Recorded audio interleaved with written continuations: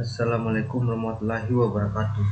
Perkenalkan, nama saya Jusri, NIM 1865004, kelas A.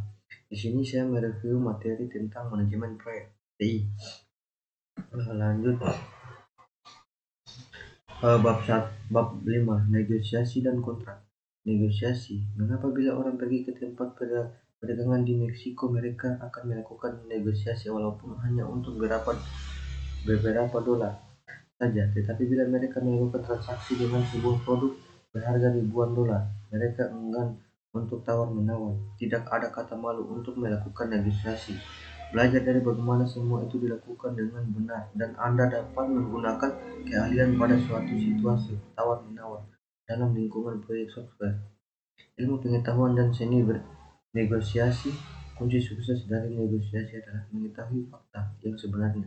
Hal pertama dan yang terpenting, mengetahui produk yang akan dijual atau dibeli. Sebelum Anda memulai negosiasi, tentukan dua hal: apa yang sebenarnya Anda inginkan untuk perjanjian, apa yang akan Anda berikan. Bila Anda penjual software, hal yang akan dinegosiasikan adalah harga. Ketahui harga minimum yang akan diminta. Jika Anda pembeli, ketahui harga maksimum yang akan dibayarkan.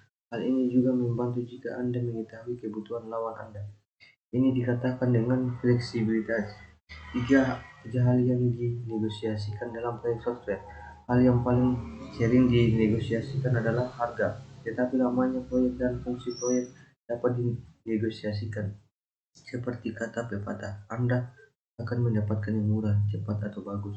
Pilih dua hal. Anda dapat menghemat uang dengan mengambil waktu yang lebih lama, atau apabila harga terlalu mahal, perhitungkan menawar dengan kelengkapan yang lebih baik. Lanjut, Anda memperoleh apa yang Anda bayar. Jika Anda membeli produk, hati-hatilah dengan tawar-menawar, tim proyek yang terlalu rendah, atau menerima tawaran murah yang tidak biasanya. Contoh kasus, perusahaan ABC menawarkan tender keluar untuk kebutuhan software. Mereka menerima dua tawaran. Pertama, dari Smart Software CO atau SSC. SSC mempunyai perkiraan akurat dan menawarkan harga 200 untuk dilaksanakan dalam 12 bulan. Kedua tawaran ini Unscrupulous Software CO USC. Mereka menawarkan 100 untuk jangka waktu 6 bulan. Mencoba penghemat biaya. Perusahaan ABC tentu saja menerima USC 6 bulan kemudian setelah pembayaran 100 kepada USC. Kejadian berikut ini terjadi. ABC, benarkah sistem akan diantar hari ini? USC, kami mempunyai kabar buruk. ABC, kabar buruk apa? USC, sayang sekali, kami telah menghabiskan 100, tetapi kami baru menyelesaikan hanya setengah dari sistem yang tertulis. Anda punya dua pilihan, berikan kami 100 lagi atau mungkin lebih, atau ambil saja setengah sistem Anda. ABC, tetapi kita mempunyai kontrak. OC, saya harus mengaji programmer saya. Jika tidak, mereka akan berhenti. Jika Anda tidak membayar saya akan dinyatakan bangkrut. Silakan kirim surat ke Brazil. Kontrak untuk produk software mengharuskan tim proyek untuk menyediakan pengirim khusus seperti tanggal yang pasti untuk berbagai macam pemberian upah, kecuali proyek ini dilaksanakan pada dasar formal dalam organisasi eksternal, khususnya dalam dokumen kontrak yang tidak ingin dituliskan. Bagian-bagian kontrak, items to be contracted.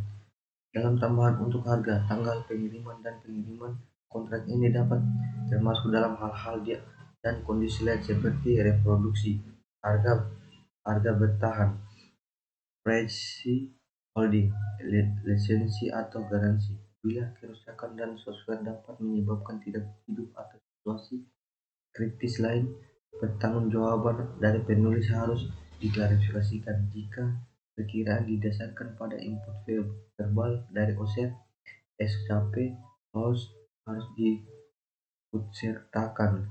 Anjuran tim proyek ini berguna untuk keluar dari kesalahan informasi. Tanggung jawab OSET seperti menyediakan informasi yang akurat dan dapat waktu atau melakukan beberapa pekerjaan seperti dokumentasi juga harus ditulis. Kontrak harga tetap, fixed pricing FFP contract. Ini merupakan tipe umum dari kontrak. Di dalam kontrak FP, tim proyek mengajukan harga total pada awal proyek. Bagaimanapun juga tim proyek harus memperkirakan resiko di dalam kontrak FP. Gunakan kontrak FP hanya jika Anda dapat memperhitungkan resiko dan harganya. Kontrak FP sangat tepat bila Anda yakin bahwa tidak akan terjadi pergantian utama. Anda akan bekerja dengan software dan produk hardware yang Anda ketahui. Anda memiliki komunikasi yang baik dengan user. Kontrak harga tambahan, the cost plus CP kontrak. Apabila risiko terlalu tinggi dalam menentukan harga tetap, tim proyek harus memiliki kontrak CP. Pada kontrak CP, tim proyek menerima gaji dalam jumlah tetap per hari atau per jam, ditambah ongkos-ongkos.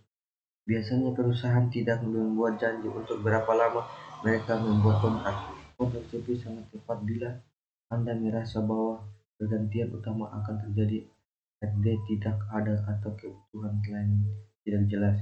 Anda bekerja dengan tidak mengetahui sistem operasi, paket software atau hardware, atau Anda mempunyai peralatan pengembangan teknologi seperti simulator, tes dasar, dan sebagai berikut.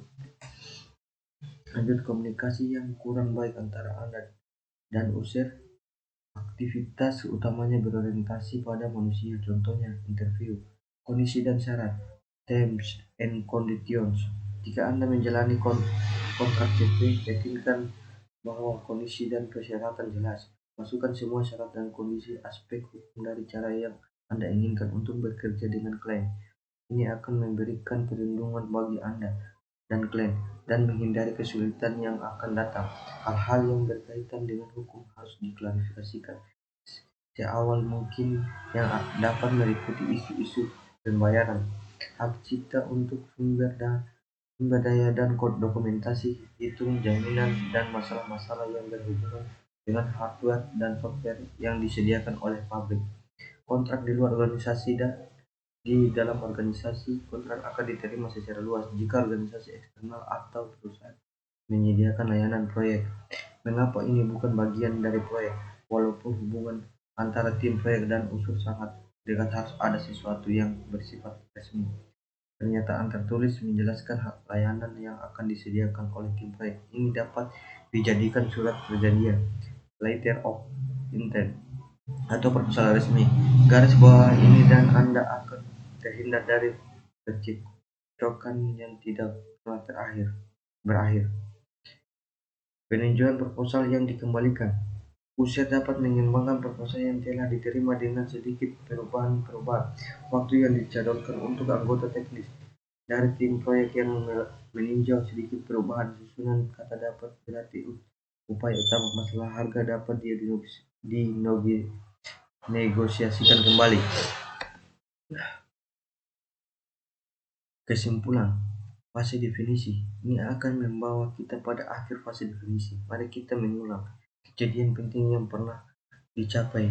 Ingat kembali kejadian penting yang digunakan untuk merencanakan proyek dan mengontrol kemajuan proyek. 1. Dokumen kebutuhan RD yang lengkap dan telah disetujui oleh kedua belah pihak, yaitu tim proyek dan user. Dokumen proposal dapat digunakan untuk analisis atau seluruh pengembangan yang dilengkapi dan diberi oleh user. Tulis persetujuan yang diinginkan. 3. Walaupun tidak mempertimbangkan kejadian penting, izin dari PPP itu dengan menyediakan sumber daya yang diperlukan. Mungkin itu saja review materi dari saya. Assalamualaikum warahmatullahi wabarakatuh.